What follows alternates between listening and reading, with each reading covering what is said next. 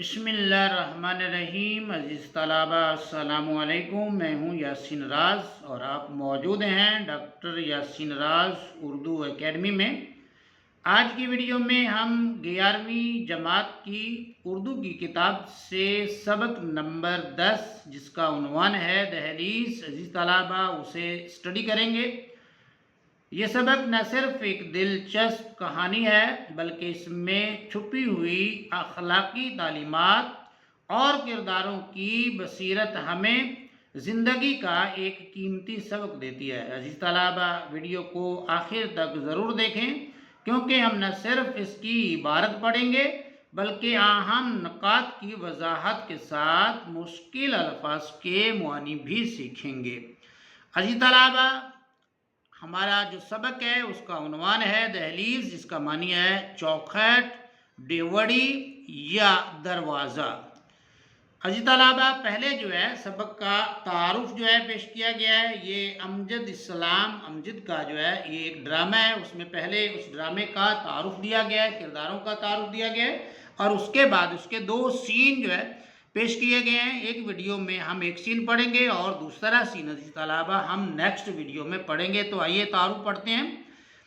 احمد علی ایک کاروباری شخص ہے جو شہر میں ایک نئے پلازے کی تعمیر کا منصوبہ بنا رہا ہے۔ وہ کاروباری انسان ہے اور شہر میں ایک نیا پلازہ تعمیر کرنا چاہتا ہے۔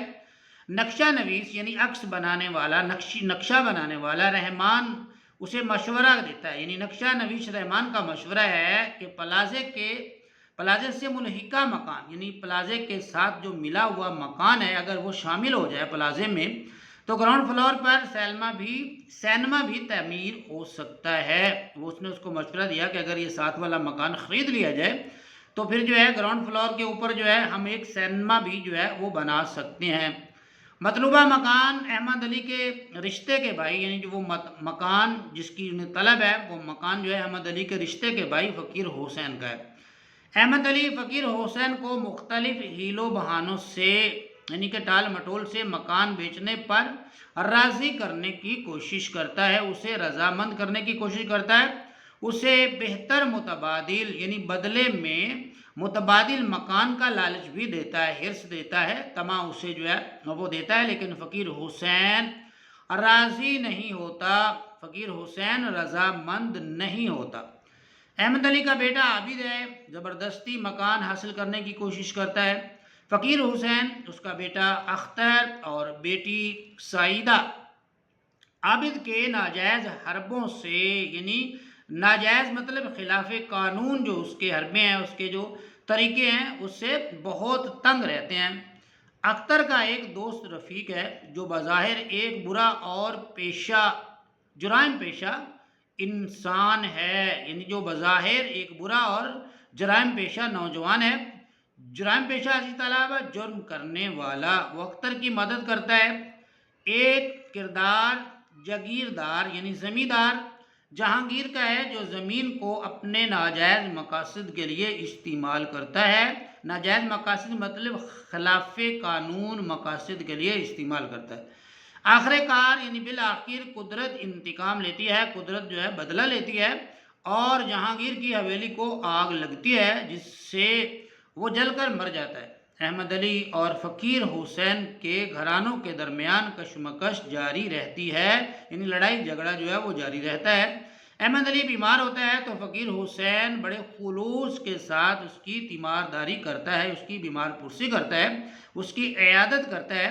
آخر کار ان کے خاندان کی رنجشیں ختم ہو جاتی ہیں، ان کے خاندان کی جو ناراضیاں ہیں وہ مٹ جاتی ہیں، ختم ہو جاتی ہیں۔ احمد علی کا ایک بیٹا خالد ہے جو نیک فطرت ہے یعنی نیک انسان ہے اور فقیر حسین کی بیٹی سعیدہ میں دلچسپی رکھتا ہے۔ سعیدہ بھی اس کے لیے پسندیدہ جذبات رکھتی ہے، لیکن آخر میں وہ رفیق کے باطنی کردار سے متاثر ہو کر اس کا اخلاقی سہارا بننے کی خاطر اس کے ساتھ شادی کا فیصلہ کر لیتی ہے۔ عزیز طلباء یہ احمد علی ہے، یہ کردار ہے، یہ کاروباری جو ہے وہ شخص ہے، اس کا ایک بیٹا ہے، اس کا نام ہے عابد اور اس کا جو دوسرا بیٹا ہے عزیز طلباء اس کا نام ہے خالد، جو ہے جو نیک تینت جو ہے یہاں پر بتایا گیا، یعنی کہ وہ نیک انسان ہے اور وہ سعیدہ میں دلچسپی رکھتا ہے، اور فقیر حسین جو ہے اس کا ایک بیٹا اختر ہے اور اس کی بیٹی ہے سعیدہ۔ اس میں ایک نیا کردار ہے جس کا نام جو ہے وہ رفیق ہے، اور وہ جو ہے اختر جو ہے ان کی جو ہے وہ مدد کرتا ہے، کیونکہ وہ ان سے مکان چھیننے کی کوشش کرتے ہیں، اور یہ جرائم پیشہ جو رفیق ہے یہ ان کی مدد کرتا ہے، اور جس سے یہ سعیدہ جو ہے وہ بہت متاثر بھی ہوتی ہے۔ اس کے آگے عزیز طلبہ یہ چند اس کے جو کردار ہیں ان کے نام بھی جو ہے انہوں نے دے دیے ہیں کرداروں کے۔ ایک فقیر حسین کا کردار ہے، ایک اختر ہے، ایک سعیدہ ہے، احمد علی ہے، خالد ہے، نیلم ہے، عابد ہے، رفیق ہے، سلامت ہے، اور جہانگیر، اور اس کے بعد سلمہ جو ہے اس کا جو ہے یہ اس کے ڈرامے کے عزیز طلبہ کردار ہے۔ باب نمبر جو ہے 19 ہے، یعنی 19 ہے، سین جو اس میں دکھایا گیا وہ 14 ہے، یعنی 14واں سین ہے، اور اس کا آغاز ہو رہا ہے رفیق کا ڈیرا۔ رفیق کا ڈیرا ہے، سعیدہ اور اختر قدرے ایکسائٹڈ یعنی پرجوش انداز میں آتے ہیں۔ ڈیرا خالی ہے، چاروں طرف دیکھتے ہیں، اختر، رفیق صاحب، سعیدہ، کہاں گیا وہ؟ آگے جو ہے عزیز طلب انہوں نے جو ہے وہ ڈیش لگا دی ہے، رفیق صاحب بے چینی سے چاروں طرف دیکھتی ہے۔ میں نے کہا بھی تھا کہ ایک دم اندرونی دروازے کو کھلتے ہوئے دیکھ کر رکتی ہے، یکدم یعنی فوراً اندرونی دروازے کو کھلتے ہوئے دیکھ کر رکتی ہے۔ رفیق دروازے میں خاموش کھڑا ہے، اس کے پیچھے سلامت ہے۔ اختر ان کی طرف بڑھتا ہے، اختر اطمینان کا سانس لیتے ہوئے، ان سکون کا سانس لیتے ہوئے، ہم تو گھبرا گئے تھے، مطلب کہ ہم تو پریشان ہی ہو گئے تھے۔ سلامت آگے آتے ہوئے، السلام علیکم باجی جی، کیا حال ہے یار باؤ؟ اختر، تمہاری دعا ہے۔ سلامت، آپ کے لیے ایک خوشخبری ہے رفیق صاحب۔ سعیدہ بچوں کی طرح جلدی سے بات کرتی ہے، سردار جہانگیر جل کر مر گیا ہے۔ رفیق اس بات میں سر ہلاتا ہے۔ رفیق جو ہے وہ ان کی بات سن کر جو ہے اس کی حامی میں ہاں میں جو ہے عزیز طلاب سر جو ہے وہ ہلاتا ہے۔ سعیدہ حیرانی سے اسے پوچھتی ہے، آپ کو پتہ لگ گیا ہے؟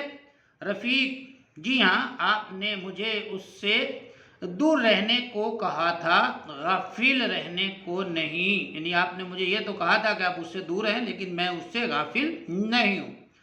سعیدہ لاجواب سی ہو کر خواہ مخواہ مسکرا دیتی ہے، مطلب بلا وجہ جو ہے وہ مسکراتی ہے۔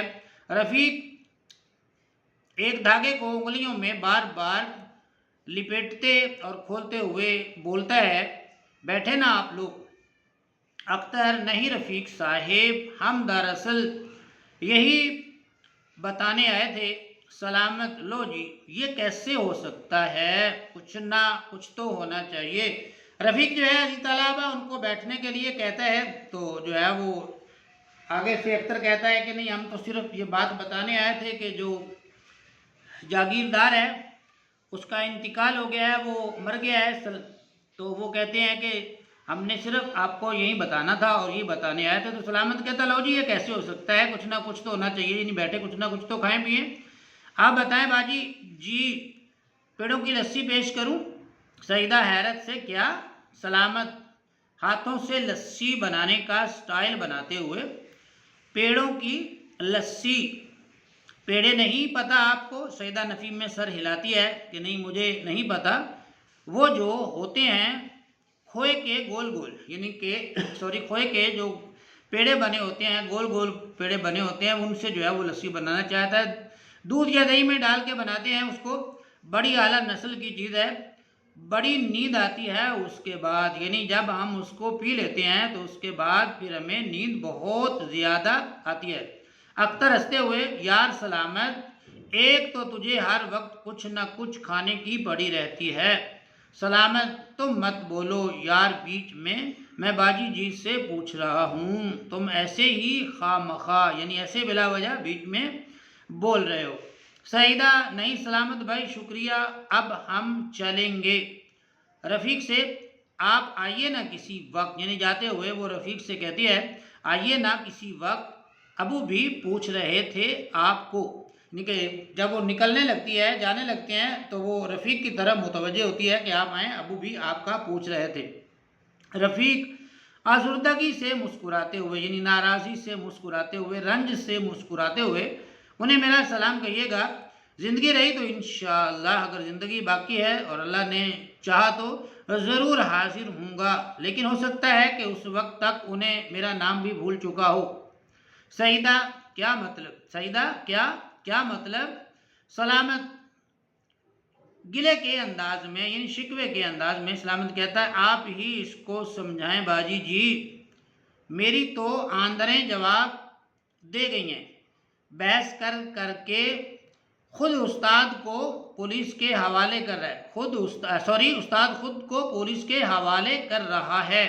अजी अलावा मेरी तो आंदरें जवाब दे गई हैं, ये एक पंजाबी मुहावरा है जिससे मुराद है मैंने पूरा जोर लगा लिया है, हिम्मत जवाब दे गई है, यानी कि मैंने इनको पूरा जोर लगाया, पूरी तरह समझाने की कोशिश की है, लेकिन मेरी बात इनकी समझ में नहीं आई, लिहाजा आप ही इनको समझाएं।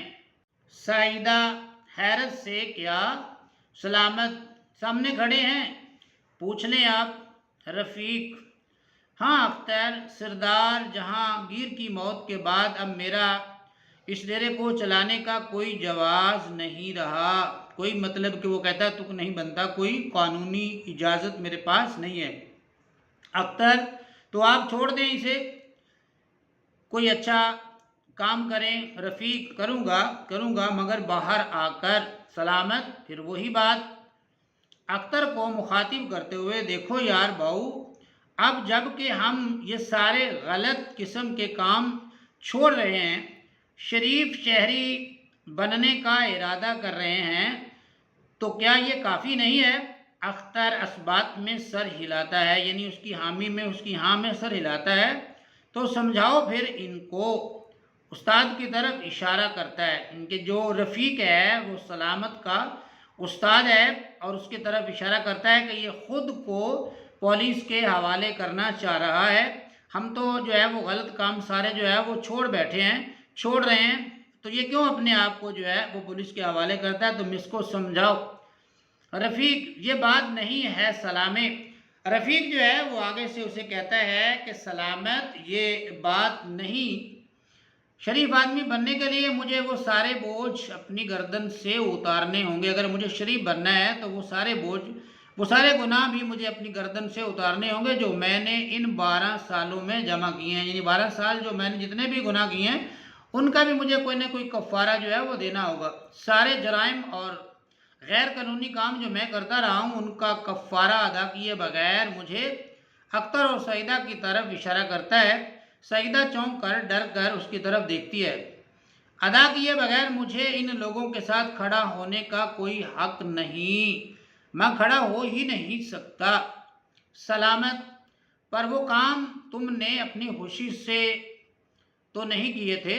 रफ़ीक जोर देते हुए किए तो थे ना, कानून तो तोड़ा था ना, नुकसान तो पहुंचा है ना लोगों को मेरी वजह से।